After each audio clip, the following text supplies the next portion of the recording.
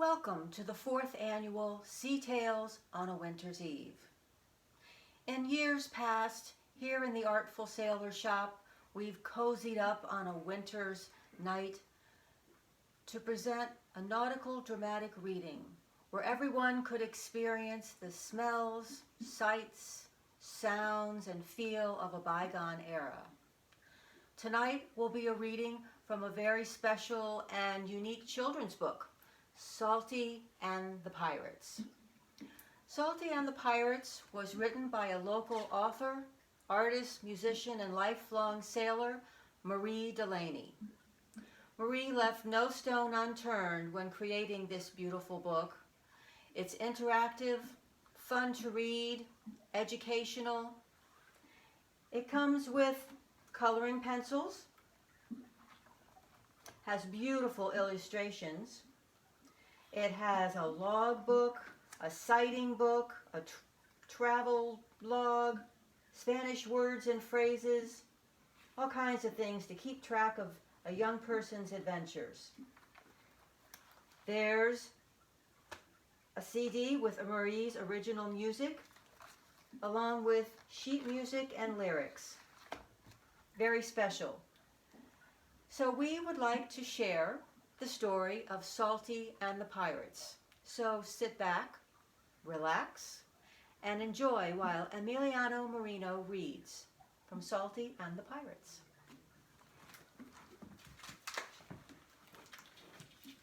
Mermaid in the Mist. 3 years ago, Salty Walker lived in a cozy house on the beach in Washington, near the Canadian border. He woke every day to the sound of waves being shuffled by tide and wind, and the shrieks of seagulls that soared overhead in graceful aerial antics. The family sailboat was docked beside the house, and tied alongside it was a runabout they used for fishing, crabbing, and quick trips around the bay. Every now and then, Salty's dad, Rip, got together with his friends for adventures of one kind or another, and Salty was joining them more and more often as he grew older. They called themselves pirates, to reflect the free spirit of the lives they led. Salty's dad was the captain of the crew. They called Salty the youngest mate. In the fall of the year that Salty turned 7, the pirates were hired to deliver a 120-foot sailboat from Mexico to Seattle. It was in Mexico that Salty's parents had met years earlier. His mother, Rhea, had been born there, in the village of Santa Maria. Her true name was Estrella, the Spanish word for star. She usually sailed with Rip on boat deliveries, but didn't go this time because she had accepted a rush job refinishing the woodwork on a large yacht. When it was time for Salty and his dad to leave, Rhea helped them pack the things they'd need and saw them off at the airport. They flew to Cabo San Lucas, at the tip of Baja California, to pick up the boat. There they met with 5 other members of the pirate crew. Salty was glad to see first mate Bill Dobbs. Dobbs wore a patch over his left eye, which had been damaged in a cannon firing accident a few years back. Salty considered him a good friend. The West Star, the vessel they were responsible for, was about 50 years old and was built of wood in the style of the old sailing schooners. When they arrived at the shipyard where she was moored, they could see she had not always had the best of care. The mates hauled her out in a dry dock, made necessary repairs, and gave her equipment a complete inspection before heading out to sea. While sailing up the coast, they ran into some nasty weather. Rip was at the wheel as the ship rounded Point Concepcion, an area known for treacherous waters, the storm worsened. The bow of the West Star rose as though heading for the sky, and then the ship plummeted into the trough between waves before beginning the next climb. The action was relentless. Knowing that the sea could release its full fury at any time, Rip decided that the safest place to be was back behind the point on the calmer lee side, where they could wait for the storm to pass. This meant he had to turn the ship around. A hazardous maneuver in such conditions. The danger increased as the tempest intensified, tossing the seas into mountainous waves.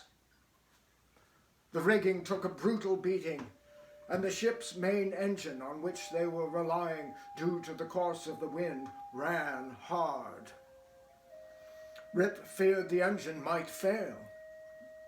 If it did, the wind and waves could quickly push the sailboat onto the rocks near the shore. Rip knew he had to make a bold turn of the wheel and that the timing had to be perfect. Otherwise, the West Star could be hit broadside by the huge waves and taken under. It was a fearful moment, one as dark as the thunderous sky overhead. Salty was at the wheel with his dad, both of them in life jackets and safety harnesses, when suddenly they heard a woman's voice as clearly as though she was standing beside them. I'm here to protect Salty. Turn the ship when I give the word. Salty and his dad locked eyes, and Rip gave orders for the crew to stand ready for the turning of the ship. Turn now! The voice commanded, and at that instant Rip turned the wheel hard over. The sailboat answered her helm swiftly to starboard, just before the next huge wave came crashing over the stern of the boat. The vessel shuddered with the effort of wrestling the angry sea, but they were now safely headed back toward the point. The West Star was a classic schooner and did not have many of the modern conveniences found aboard newer vessels. Oil lanterns were used throughout the ship and were always lit while she was underway. Curiously, at the moment the ship had turned, all of the flames from stem to stern went out, including those in the rigging and in the cabins below deck. These were hurricane lanterns, protected from wind and water, and everyone aboard knew that all of them going out at the same time was more than a coincidence. Like many seagoing men, the West Star crewmen were superstitious, and they contemplated this strange occurrence as they went about relighting the lanterns throughout the ship. Traveling now in the direction of the wind and waves, the West Star rode the storm into the protection of the far lee side behind Point Concepcion.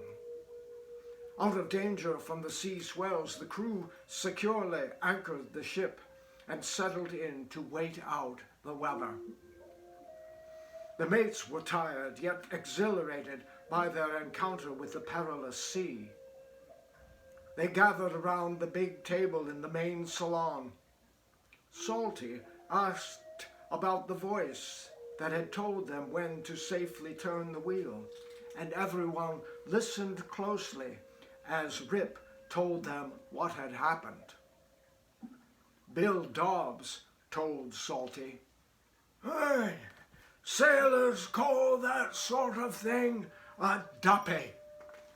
Some people think of it as a ghost aboard ship, but it's more of a guardian. When I saw what was happening at the wheel, I suspected we had a spirit aboard. Those lanterns going out was all the sign I needed to know for sure." That's the sort of thing a duppy does to let you know she's there. It scares some people, but they hardly ever do any harm. He looked around. Probably still with us. Rip leaned forward. This is what happened to your mother before when she had been in danger. She calls it the espiritu, her spirit guide. I've learned that it's a protector and not to question what it says. Why do you think the spirit came to help? Salty wondered aloud. It could be because of your mother, his dad suggested. Her ancestors were the ancient Zapotecs. Their long history is full of legends, especially from the days when theirs was a powerful civilization. Folklore describes the Zapotec connection to spirits and their ability to hear and understand the spiritual world in a way that most people can't. Same thing happens to seamen, Dobbs added, especially when they're away from shore. Something changes inside people when they're out to sea for a long time and away from everyday distractions. You get more tuned in to your inner voice, and then you have a better chance of hearing the spirits. So was the voice we heard Mom's spirit guide protecting me? Salty asked. Could be, his dad spoke slowly, or maybe because you're her son, you've got the gift too, and have a spirit guide of your own. Salty listened as the others told stories about duppies. How can I know more about the spirit that came today? He wanted to know. Rip lowered his head in thought before leaning his elbow on the table with his chin on his fist. Talk to her, he suggested. Ask her why she came to you. Maybe she'll answer him and maybe she won't, but it couldn't hurt to ask. The storm outside rattled the rigging, but the anchor held fast. All I know is that we were lucky to have her with us today. She just may have saved our lives. It was a good thing you came along. He reached over and rubbed Salty's head. Rip decided they should have an early dinner and then get to bed, taking the usual 4-hour watches throughout the night. My bet is this storm will have passed by morning, and that we'll soon be headed up the coast. Aye, if that's the case, we'll want to be rested so we can get an early start. Several days and many sea miles later. It was still morning as the West Star motored through the windless waters of the coast near San Francisco. Salty was left standing the helm while his dad went below for a quick break. As he looked out across the flat sea, he wished he knew more about the spirit guide. He hadn't heard the voice since the day of the storm 3 days before, and he had begun to wonder if it had been all in his imagination. If you're really here, he thought, please let me see you. Just then, he sensed a presence behind him and turned around. The exhaust of the engine drifted up in the still fog and gathered as a mist behind the boat. Salty watched as a gossamer vapors curled up and took shape.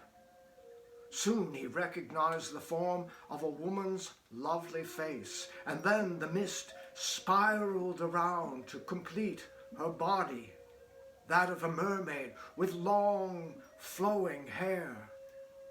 For less than a second, she became flesh with piercing blue eyes, yellow and purple hair, and a tail of luminous shades of blue.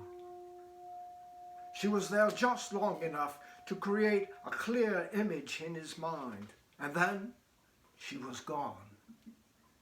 Salty said a sincere and humble "Thank you," and felt warm and satisfied, and wondered if she would ever return. 3 more years were to pass before Salty saw the mermaid again.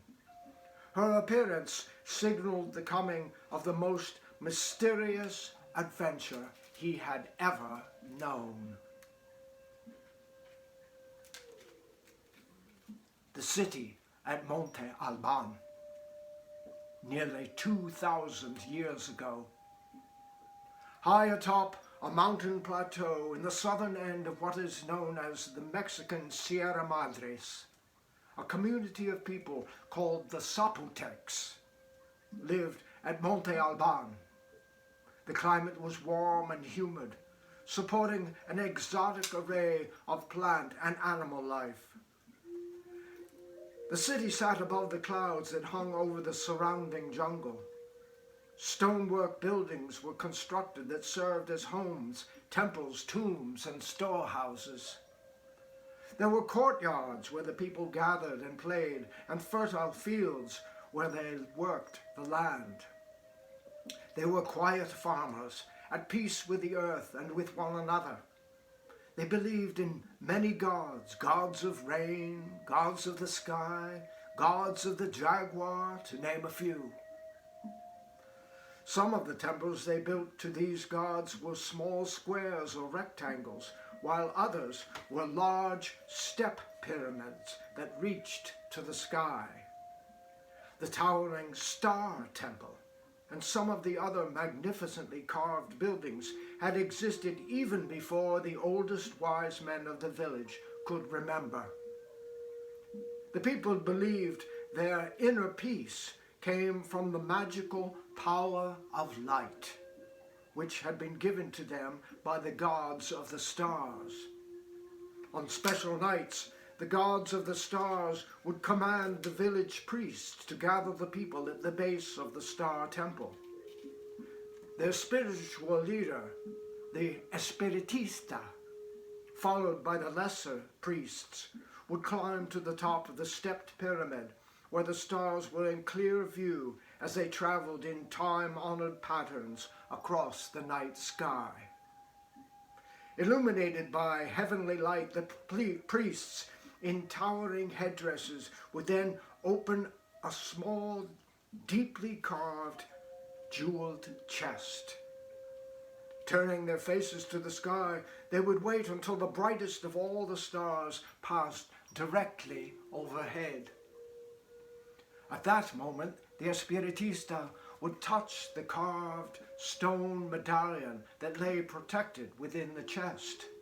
A brilliant light would burst forth, showering serenity upon the people below, filling them with peace and happiness. This ritual was part of their culture and protected the villagers. They never imagined that their way of life could change. Then one day, travelers from afar came to Monte Alban. Unaccustomed to newcomers and seeing no reason to fear them, the friendly community welcomed the unusual strangers, whose appearance and language were different from their own. The priests invited the visiting leaders into the temple, where they determined that these people did not share their understanding of the gods of the stars. The visitors had, however, heard of the medallion and the power of light. They indicated a desire to see the medallion. The priest showed them the treasure in a gesture of friendship, but were shocked when the visiting chief reached out and touched the stone. This was not like the traditional ritual and was not a suitable offering to the gods of the stars. Therefore, the power of light did not appear. The foreigner was embarrassed in front of his fellow leaders believing that he now seemed less mighty than the Espiritu. He was deeply angered and planned retribution for the shame cast upon him. The people of Monte Alban prepared a splendid meal for their guests from the bounty of their fields. They displayed their passion for music and entertained freely until their hospitality gave way to the deep sleep that comes at the end of an unusually exciting day. At dawn, the villagers woke and sensed right away that something was wrong. They soon discovered the travelers had left during the night with no word of farewell. The Espiritista hurried to the temple, feeling the deepest dread. He was greatly relieved to find the jeweled chest in its place. Then he opened the chest and found to his horror that the medallion was gone. The foreign visitors had proven to be thieves. "Fools!" the Espiritista cried out, for he knew they did not understand. It was the combination of the chest, the medallion, and the Espiritista that made the power of light. They did not understand that the gods of the stars made the light according to the position of certain stars in the middle of the sky. And they did not know the golden power of light and the colored rays that shone through the cut jewels in the carved faces could only be released by the touch of a person with Zapotec blood in his veins. The thieves had left the chest in place, thinking no one would notice the medallion was gone, at least not right away. They hoped that would give them time to escape. A group of men was dispatched to track the strangers. Unfortunately, the villagers were unskilled at hunting, being more adapted to a peaceful life of farming, and they could not determine which way the deceitful thieves had gone. Though they exhausted themselves in the search, their efforts were in vain. They could not find the men who had taken their precious stone medallion. In the days that followed, fear and uncertainty grew among the villagers. They knew their lives would change without the power of light, but they did not know what form this change would take or how to protect themselves from it. The resulting sense of foreboding was overwhelming and destroyed the serenity they had known for so long. They began to doubt themselves and one another.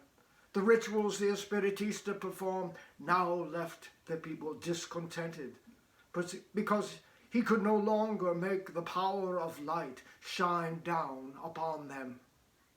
They feared they had fallen from favor with the gods. They felt separated from their past, and for the first time were fearful for the future. The children in the village did not have the same deep sense of loss as did the adults and elders. The young ones did not remember the peace and harmony the villagers had known before the theft of the treasures, but only knew their parents were now unhappy and had never forgiven the thieves. Living in the village were 3 boys, friends who spent much of their time together. Without the power of light, their parents had lost much of their joy in life, but the boys were only 5 years old, and their life force within them grew naturally, stronger each day. They were curious and entertained themselves by exploring the world around them. They were especially interested in the Espiritista and wondered about his powers. He looked much like an ordinary man, but lived apart from others and often talked with the gods. They observed that he would wander into the jungle alone, seemingly unconcerned about the dangers there, and was sometimes gone for days at a time. In this way, he was different from the lesser priests who, although they were revered and treated with honor, stayed close to home and followed the same daily routines as the common villagers. The boys decided to learn more about the Espiritista by following him into the jungle. They practiced skills of stealth on one another, training themselves to move silently over the earth. Early one morning, without telling anyone, they followed the Espiritista on his walk into the forest. They traveled on and on, until the sun had begun its descent into the evening. Not knowing how far the Espiritista would go, the boys became frightened and were thinking of going back to the village when the holy man suddenly stopped. The boys held their breath, fearing they had been detected, but they had not been. They watched in amazement as the Espiritista disappeared into the jungle floor. Before long, he reappeared and headed back the way he had come.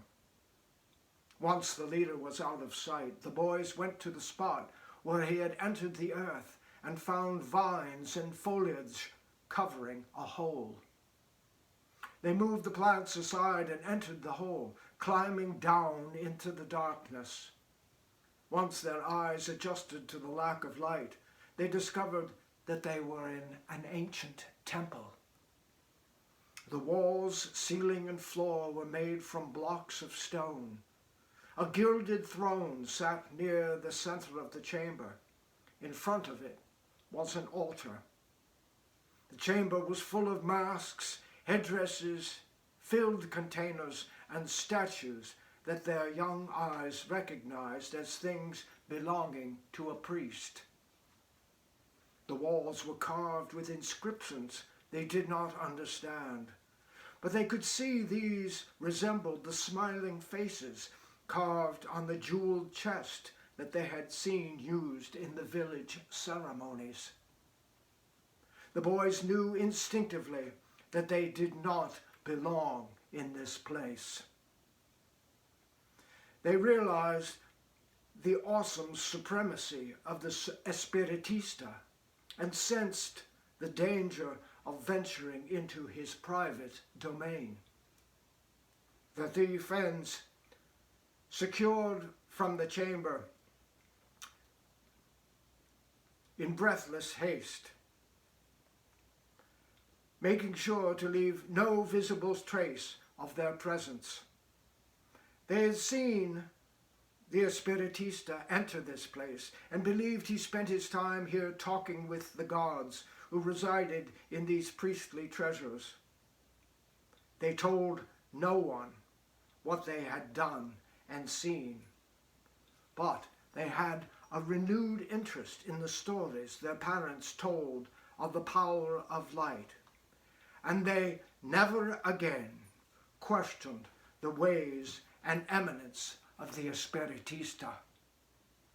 Well, there are certainly a lot more ventures to come, but the clock on the bulkhead wall says it's time to go. We hope you enjoyed Emiliano's reading from Salty and the Pirates. Thank you. Thank you for joining us. If you would like to own your own copy of Salty and the Pirates to share with a special child in your life, we offer the book exclusively at the Artful Sailor shop or online at theartfulsailor.com. Sale of the book benefits our local Olympic Neighbors, an organization that provides home and community to adults with developmental disabilities. We wish you smooth sailing and peaceful days ahead.